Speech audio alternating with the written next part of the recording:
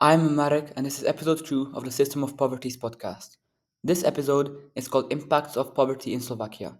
Today, I'll focus on one single research question. How do experiences and impacts of poverty compare between ethnic Slovaks and Romani communities in Slovakia? Let's start with the big picture. Slovakia is considered a fairly rich country in Central Europe, but when you look closer, instances of poverty are clear. According to the Statistical Office of Slovakia, in 2024, 14.5% of the population lived under the national poverty line. In Slovakia, the poverty line is 509 euros per person per month. Per day, this results to around 17 euros, which is barely enough for two people eating the recommended 8 euros and 80 cents worth of food per day. This includes around 980,000 people, or one-sixth of the population. When we look deeper on poverty based on ethnicity, things get even more unexpected. The Romani people, also called Gypsy, migrated to Eastern Europe in the 15th century from northern India and formed 2% of the population. Most organizations believe Slovakia underreports Romani people and estimate between 7 and 11% of the population consider themselves Roma. This large minority suffers from poverty the most, with over 87% of Romanis being in poverty. In 5 of the 10 regions, especially in the south and west of the country, over 18% of people are in poverty, which is parallel to where the most Roma and Hungarians live. To understand this better, let's look at Lunik 9, the biggest Roma slum in Europe. It's a borough in Slovakia's second biggest city, Košice. Here, around 5,500 people live inside just 1 square kilometer. Most homes have between 8 and 10 people and don't have access to running water, electricity, and gas.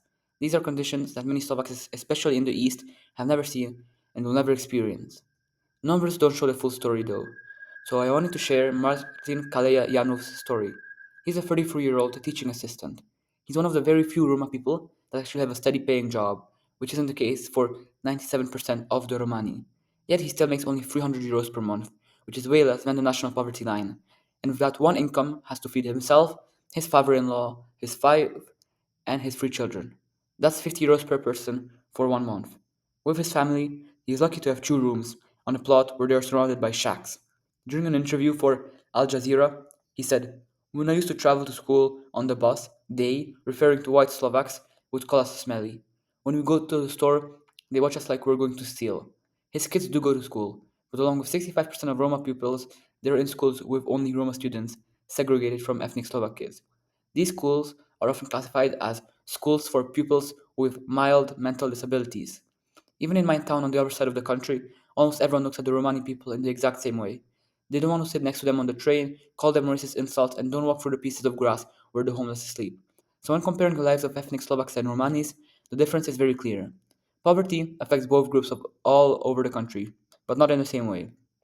For Slovaks, poverty means not being able to pay rent or having to live on a tight budget.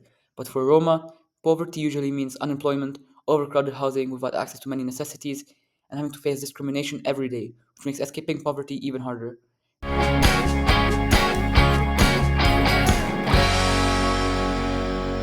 This doesn't happen just in Slovakia.